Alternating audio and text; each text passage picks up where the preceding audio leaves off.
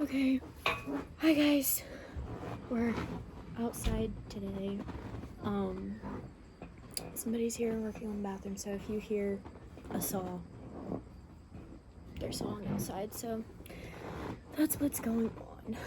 Well, finally, long after I have finished these two books, sorry, I'm trying to make myself comfortable here, is the Fiery Cross and Breath of Snow and Ashes review from my Outlander reread. These are books 5 and 6. I am currently reading book 8. But, well, when you go on vacation and you finish book 6, start book 7, and finish book 7 within like a day or two, like 3 days, no, 5 days. When you finish it within 5 days, you get a little bit behind on reviews. So, for the Fiery Cross, which is book 5, this starts in 1772. Sorry, no, 1770. My bad. Starts in 1770. A little bit of time has passed since Germs of Autumn has ended. Not very much, but some has passed since that has ended. Book 4 ended. Some main points that I wanted to bring up were Bree and Roger's wedding. Finally, they got married. I think it was a year after they agreed to get married in Drums of Autumn. A year. And then later on in book 5, I don't know where to put it. Let's do it like that. There. Okay. And then Jamie has to raise a militia. And then, raising that militia and then fighting the regulators doesn't happen until like a good chunk out of the book. Like a good chunk of the book's gone before they fight the regulators. And spoiler alert, if you haven't read book 5, haven't seen season 5 of the show, spoiler alert, go ahead and skip over this part if you want to, but Roger gets hanged by William Buckley, his own, however many times great, grandfather. He gets hanged. So, yeah. I just want to say, just pause and say, this book actually is, Roger's arc for this book plays a pretty big role in book 5, in the whole series in general, since like he came in book 2. I think book 5's kind of somewhat significant. There's a significant Roger plot in book 5, so keep that in mind, maybe. And then Roger's memories. You get to learn more about Roger's past, how his mother died, how he came to live with his uncle, what happened to his father. All those things happen in here. And then this book ends in 72. I want to say this book ends in 1772. I want to say this book ends in 1772. So yeah, and then of course, the snake bite. So Jamie gets bit by a rattlesnake, and it's kind of like that, how it was in the show a bit.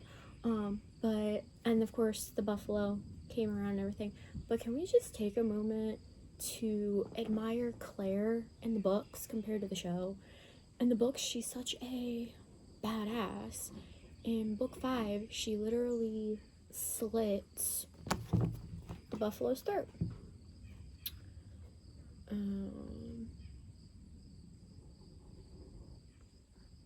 She literally can't find it. Can't find it at the moment. But she slits the buffalo's throat with either a scalpel or a bone saw.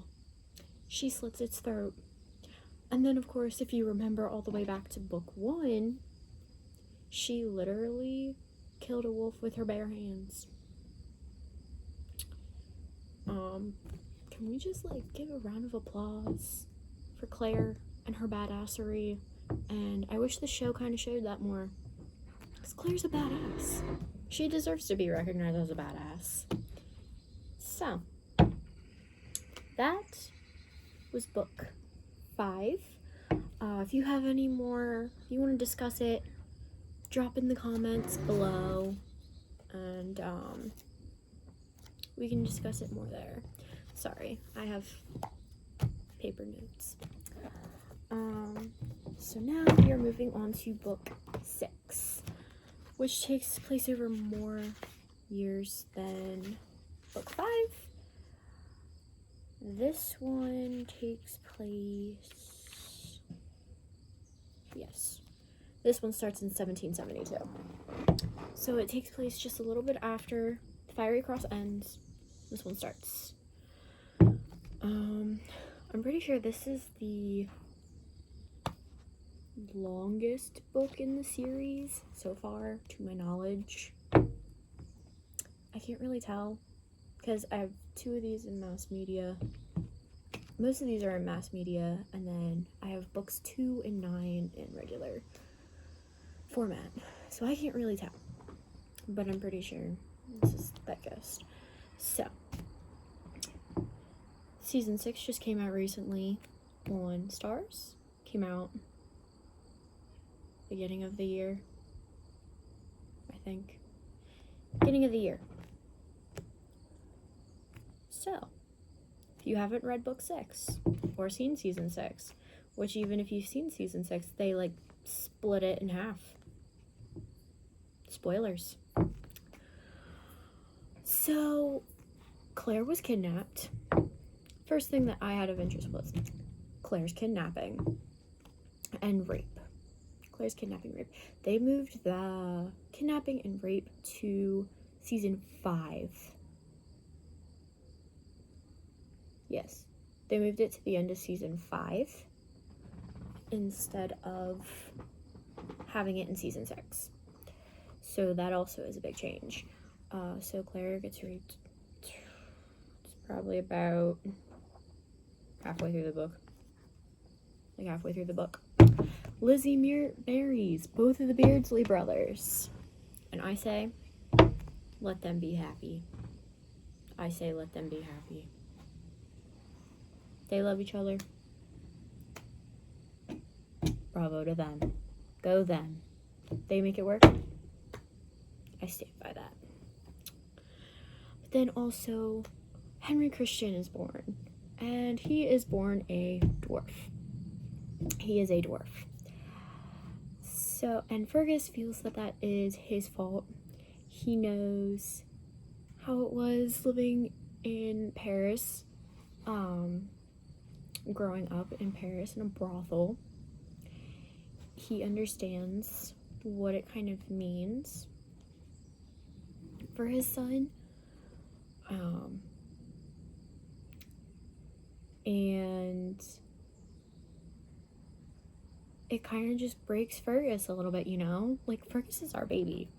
Come on now. And he goes and he tries to kill himself so that way Marcelly can find someone who can take care of them better, because Fergus only has one hand, if you remember from book 3, Voyager, or season 3. He loses his hand as a young man, and he's going to see Jamie by the Redcoats, from the Redcoats. So there's a lot of guilt that goes into that as well. And then eventually Fergus and Marcelly, they move to Wilmington or New Bern, and Jamie buys them a print shop, which Fergus is super excited about. He's back into the printing business and everything goes well for them there. So then we will see Fergus and Marcelly in future books, with the whole printing gig, which is super cool. I'm glad Fergus gets to do what he does. But then, Claire gets kidnapped before Fergus leaves and everything. So then the Christies, let's talk about the Christies for a second. My opinions on the Christies. Now this was not shown yet in season 6. So, spoilers. That was, Alan is either really messed up or is actually very smart. I think it's a little bit of both. Because Malva's child is Alan's child too. It was an incestual relationship. Tom, he didn't know. He didn't realize, I suppose. He never knew. And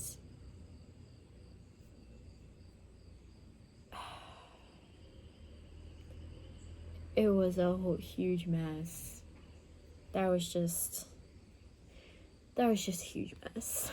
And then, Malva actually wasn't, if you read the books and stuff, Malva was actually coming to tell Claire what was actually going on, what was happening, because she loved Claire, she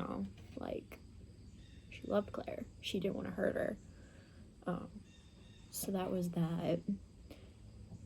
And then Alan killed her to keep her quiet. Which then Alan Christie disappears for a while and then shows back up at the very end of the book and says about it. The fire does happen at the end of the book, and it's actually the other time travelers that set the house on fire. Well, kind of. Actually, technically, it's young Ian who sets the house on fire, but the other time travelers wanted the gems after Bree and Roger took their children back through the stones, which, surprise, Bree and Roger have a little girl named Mandy, and she has a heart problem. She has a hole in her heart. So they have to go back to the future and get surgery to fix it.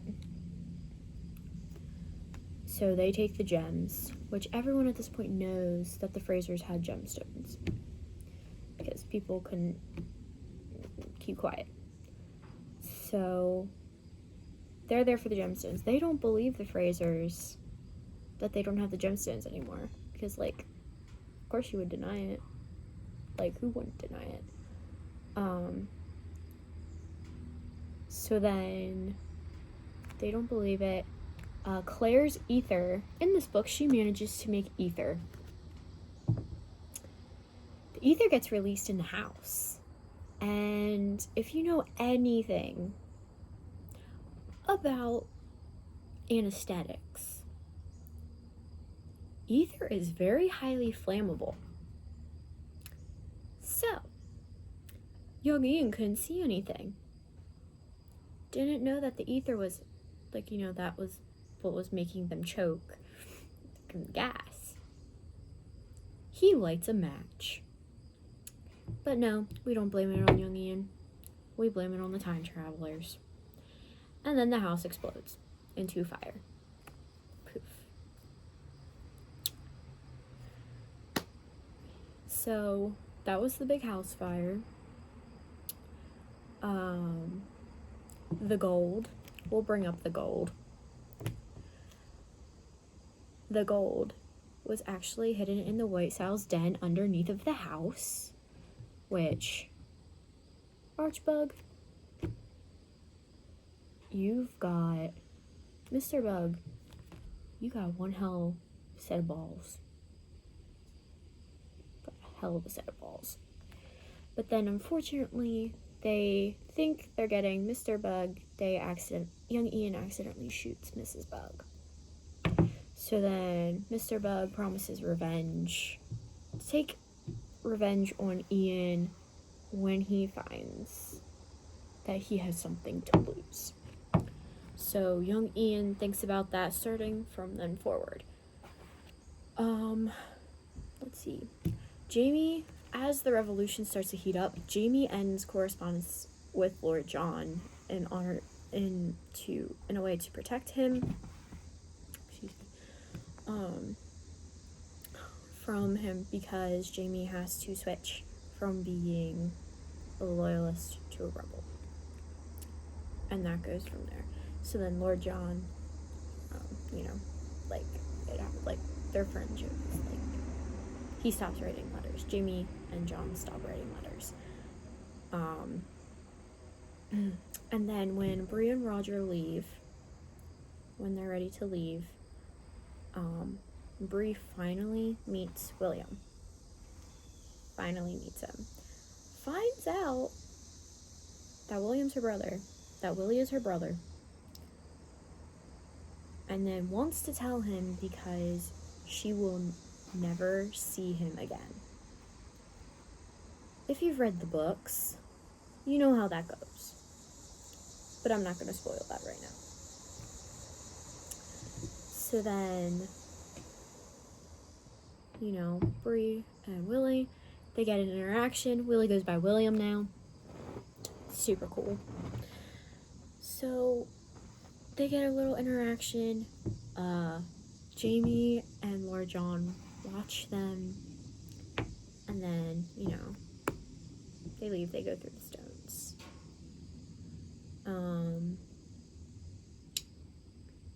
Yeah, that's about it. Same goes as for book 5 here. If you want to talk about anything else, just drop it in the comments below, and I will try to get back for that. So, yeah. See you next time. Bye.